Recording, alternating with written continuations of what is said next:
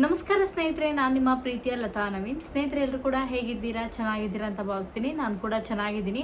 ನೀವೆಲ್ಲರೂ ಕೂಡ ಚೆನ್ನಾಗಿದ್ದೀರಾ ಅಂತ ಭಾವಿಸ್ತಾ ಇವತ್ತಿನ ಈ ಒಂದು ವಿಡಿಯೋನ ಪ್ರಾರಂಭ ಮಾಡ್ತಾ ಇದ್ದೀನಿ.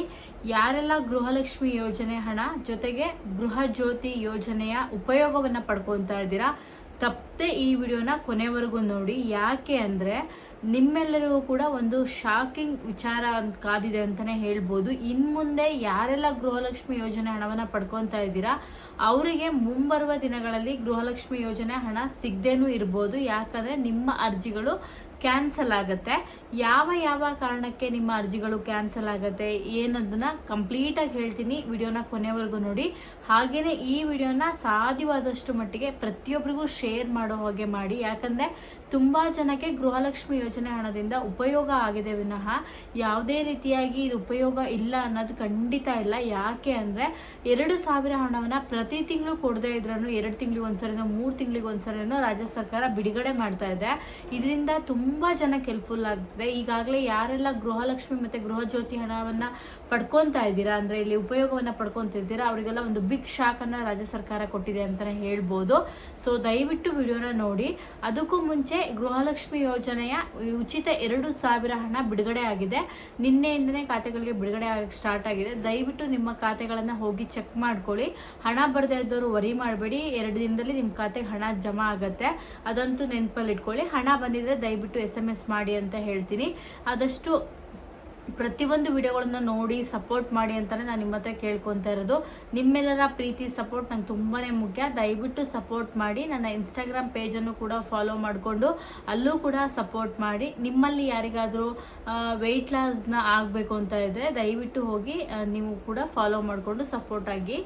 ಈಗ ಗೃಹಲಕ್ಷ್ಮಿ ಯೋಜನೆ ವಿಚಾರಕ್ಕೆ ಬರೋಣ. ಗೃಹಲಕ್ಷ್ಮಿ ಯೋಜನೆ ಹಣ ಬಿಡುಗಡೆ ಆಗ್ತಾ ಈಗಾಗಲೇ ತುಂಬ ದಿನಗಳಾಗಿದೆ, ಜೊತೆಗೆ ವರ್ಷಗಳೇ ಆಗಿದೆ ಅಂತಲೇ ಹೇಳ್ಬೋದು. ಈ ಯೋಜನೆ ಬಿಡುಗಡೆ ಮಾಡಿದಾಗಿಂದ ಸರ್ಕಾರಕ್ಕೆ ಸಾಕಷ್ಟು ಕಡೆಯಲ್ಲಿ ಸಾಲ ಆಗಿದೆ. ಹಾಗೇನೆ ಪ್ರತಿ ತಿಂಗಳು ಹಣಗಳನ್ನ ಬಿಡುಗಡೆ ಮಾಡದೇ ಇದ್ರು ಕೂಡ 2 ತಿಂಗಳಿಗೆ ಒಂದ್ಸರಿ 3 ತಿಂಗಳಿಗೆ ಒಂದ್ಸರಿನ ಹಣಗಳನ್ನ ಬಿಡುಗಡೆ ಮಾಡ್ತಾ ಇದೆ. ಇದರಿಂದ ತುಂಬಾ ಜನಕ್ಕೆ ಅನುಕೂಲ ಆಗಿದೆ, ಇದರಿಂದ ಸಹಾಯ ಕೂಡ ಆಗಿದೆ, ನಿಮ್ಮೆಲ್ಲರಿಗೂ ಕೂಡ ಗೊತ್ತಿರುವಂತ ವಿಚಾರ. ಆದ್ರೆ ಈಗ ಗೃಹ ಜ್ಯೋತಿ ಆಗಿರ್ಬೋದು, ಉಚಿತ ಬಸ್ ಪ್ರಯಾಣ ಆಗಿರ್ಬೋದು, ಹಾಗೇನೆ ಯುವ ನಿಧಿ ಯೋಜನೆಗಳು, ಇದೆಲ್ಲದರಿಂದನೂ ಕೂಡ ಉಪಯೋಗ ಆಗಿದೆ. ಆದ್ರೆ ಗೃಹಲಕ್ಷ್ಮಿ ಯೋಜನೆ ಮತ್ತು ಗೃಹ ಜ್ಯೋತಿ ಯೋಜನೆ, ಈ ಯೋಜನೆ ಸಾಕಷ್ಟು ಕಂಡೀಷನ್ಗಳನ್ನು ಕೂಡ ರಾಜ್ಯ ಸರ್ಕಾರ ಕೊಟ್ಟಿತ್ತು.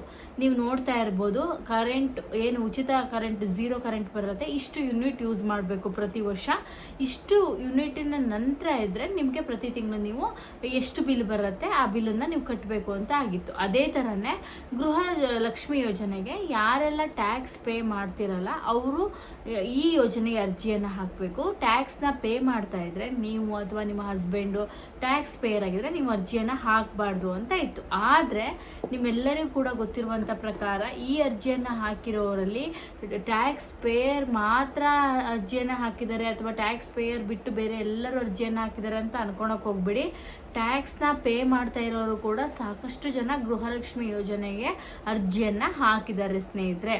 ಇದನ್ನು ನೀವು ಪ್ರತಿ ಸರಿ ನೆನಪಲ್ಲಿ ಇಟ್ಕೋಬೇಕು. ಹಾಗೆಯೇ ಇದು 100% ನಿಜವಾದ ಒಂದು ಸಂಗತಿ. ಈಗಾಗಲೇ DK ಶಿವಕುಮಾರ್ ಸರ್ ಅವರು ಒಂದು ಪ್ರೆಸ್ ಮೀಟಲ್ಲಿ ಹಾಗೆಯೇ ಒಂದು ಕರೆಕ್ಟಾಗಿ ಒಂದು ಸಭೆಯಲ್ಲಿ ಇದ್ರ ಬಗ್ಗೆ ಅನೌನ್ಸ್ಮೆಂಟನ್ನು ಮಾಡಿದ್ದಾರೆ. ನ್ಯೂಸ್ಗಳನ್ನು ನೋಡ್ತಾ ಇದ್ರೆ ನಿಮ್ಗೆ ಅರ್ಥ ಆಗಿರುತ್ತೆ. ಏನಂತ ಅಂದರೆ ಗೃಹ ಜ್ಯೋತಿ ಮತ್ತು ಗೃಹಲಕ್ಷ್ಮಿ ಯೋಜನೆ ಹಣವನ್ನು ಫಲಾನುಭವಿಗಳು ಮಾತ್ರ ಪಡ್ಕೊತಾ ಇಲ್ಲ, ಅರ್ಹ ಫಲಾನುಭವಿಗಳು ಅಂತ ನಾನು ಇಲ್ಲಿ ಹೇಳ್ತಾ ಇದ್ದೀನಿ. ಯಾರಿಗೆಲ್ಲ ಇಲ್ಲಿ ಬೆನಿಫಿಟ್ ಸಿಗಲ್ಲ ಇಂಥವರಿಗೆ ಅಂತ ಹೇಳಿದ್ರು ಅವರೆಲ್ಲರೂ ಕೂಡ ಈ ಯೋಜನೆಯ ಬೆನಿಫಿಟ್ ಅನ್ನ ಪಡ್ಕೊತಾ ಇದ್ದಾರೆ.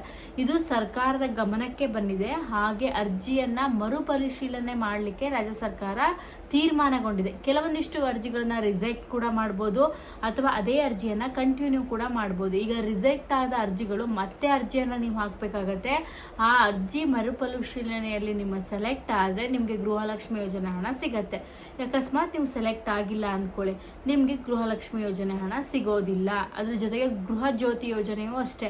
ಈಗ ಗೃಹ ಜ್ಯೋತಿ ಯೋಜನೆ ನಿಮ್ಗೆ ಇಷ್ಟು % ನೀವು ಇಷ್ಟು ಯೂನಿಟ್ ಕರೆಂಟನ್ನು ಯೂಸ್ ಮಾಡಬೇಕು ಅಂತಿದ್ದೆ, ಅದಕ್ಕಿಂತ ಹೆಚ್ಚಿತವಾಗಿ ನೀವು ಯೂಸ್ ಮಾಡ್ತಾ ಇದ್ರೂ ಕೂಡ ನಿಮಗೆ ಬಿಲ್ಲಲ್ಲಿ 0 ಬರೋ ಹಾಗೆ ಅಥವಾ ಏನೋ ಒಂದು ನೀವು ಮಾಡ್ಕೊಂಡಿದ್ರೆ ಡೆಫಿನೆಟ್ಲಿ ಆಗಿ ನಿಮಗೂ ಕೂಡ 0 ಕರೆಂಟ್ ಬರಲ್ಲ, ಅಲ್ಲೂ ಕೂಡ ನೀವು ಬಿಲ್ ಪೇ ಮಾಡಬೇಕಾಗತ್ತೆ. ಸರ್ಕಾರ ಸಾಕಷ್ಟು ಸರಿ ಹೇಳಿತ್ತು, ಗೃಹಲಕ್ಷ್ಮಿ ಯೋಜನೆ ಹಣವನ್ನು ಪಡ್ಕೊಂಡವರು ಟ್ಯಾಕ್ಸ್ ಪೇ ಮಾಡೋರು ಹಾಕಲೇಬೇಡಿ ಅರ್ಜಿಯನ್ನು ಅಂತ. ಈ ಹಿಂದೆ ಕೂಡ ತುಂಬ ಅರ್ಜಿಗಳನ್ನು ಕ್ಯಾನ್ಸಲ್ ಮಾಡಿತ್ತು. ಆದರೆ ತುಂಬ ಜನ ಈ ಅರ್ಜಿಗಳನ್ನು ಹಾಕಿದ್ದಾರೆ. ಪ್ರತಿ ತಿಂಗಳು 2,000 ಹಣವನ್ನು ಪಡ್ಕೊತಾ ಇದ್ದಾರೆ. ಅದರಿಂದ ನಿಮ್ಮ ಅರ್ಜಿಗಳು ಕ್ಯಾನ್ಸಲ್ ಆಗುತ್ತೆ. ಅರ್ಜಿಗಳು ಕ್ಯಾನ್ಸಲ್ ಆದರೆ ನೀವು ಮತ್ತೊಮ್ಮೆ ಅರ್ಜಿಗಳನ್ನು ಹಾಕಬೇಕು. ಹಾಗೆ ನಿಮ್ಮ ಅರ್ಜಿಗಳು ಸೆಲೆಕ್ಟ್ ಆದ ನಂತರನೇ ಗೃಹಲಕ್ಷ್ಮಿ ಯೋಜನೆ ಹಣ ನಿಮ್ಮ ಕೈ ಸೇರಲಿದೆ ಅನ್ನೋದನ್ನು ದಯವಿಟ್ಟು ನೆನಪಲ್ಲಿ ಇಟ್ಕೊಳ್ಳಿ. ಯಾಕಂದರೆ ತುಂಬ ಜನಕ್ಕೆ ಇದು ಗೊತ್ತಾಗ್ತಾ ಇಲ್ಲ. ಸೊ ಇವತ್ತು ಕೂಡ ಅದನ್ನು ಸ್ಟೇಟ್ಮೆಂಟ್ ಪಾಸ್ ಮಾಡಿದ್ದಾರೆ. ನೆಕ್ಸ್ಟ್ ಮಂತಿನ ನಿಮ್ಗೆ ಹಣ ಬರ್ತಾ ಇಲ್ವೋ ಅಥವಾ ಏನೋ ಒಂದು ಆಗಿದ್ರೆ ಸೊ ನೀವು ವರಿ ಮಾಡ್ಕೋಬೇಡಿ, ಮತ್ತೊಮ್ಮೆ ಅರ್ಜಿಯನ್ನು ಹಾಕಿ ಹಣ ನಿಮಗೆ ಬರುತ್ತೆ. ಇದು ನಿಮಗೆ ಗೊತ್ತಿರಲಿ ಅನ್ನೋದಕ್ಕೋಸ್ಕರ ಇವತ್ತು ಆಲ್ರೆಡಿ ನ್ಯೂಸಲ್ಲಿ ನಿಮ್ಮ ಪ್ರತಿಯೊಂದು ಕಡೆಯಲ್ಲಿ ನೀವು ಮೊಬೈಲ್ಗಳನ್ನು ನೋಡ್ತಾ ಇದ್ರೆ ನಿಮ್ಗೆ ಗೊತ್ತಿರುತ್ತೆ. ನೀವೇನಾದ್ರು ಅರ್ಜಿಯನ್ನು ಹಾಕಿದರೆ ನೀವು ಟ್ಯಾಕ್ಸ್ ಪೇಯರ್ ಆಗಿದ್ರೆ ನಿಮ್ಗೆ ಹಣ ಬರ್ತಿದೆ, ನೆಕ್ಸ್ಟ್ ಬರೋದಿಲ್ಲ. ಸೊ ಇದು ಸರ್ಕಾರ ತುಂಬ ಸ್ಟ್ರಿಕ್ಟ್ ಆಗಿ ರೂಲ್ಸ್ ಮಾಡಿದೆ. ದಯವಿಟ್ಟು ಈ ವಿಡಿಯೋನ ಪ್ರತಿಯೊಬ್ಬರಿಗೂ ಶೇರ್ ಮಾಡೋದನ್ನು ತಲುಪಿಸಿ, ಅವರಿಗೂ ಕೂಡ ಸಹಾಯ ಆಗಲಿ. ಹಾಗೆಯೇ ನಿಮಗೆ ನಾನು ಇನ್ನೊಂದು ವಿಚಾರವನ್ನು ಹೇಳಬೇಕು, ನೀವು ಟ್ಯಾಕ್ಸ್ ಪೇಯರ್ ಆಗಿದ್ದರೆ ಹಣ ಬರಲ್ಲ, ಟ್ಯಾಕ್ಸ್ ಪೇಯರ್ ಅಲ್ಲ ಅಂದರೆ ನಿಮಗೂ ಕೂಡ ಹಣ ಸಿಗತ್ತೆ ಅಂತ ಹೇಳ್ತೀನಿ. ಸೊ ಇದಿಷ್ಟು ಬಹಳ ಮುಖ್ಯವಾದ ವಿಚಾರ, ಅದಕ್ಕೆ ನಾನು ವಿಡಿಯೋ ಮಾಡಿದ್ದೀನಿ.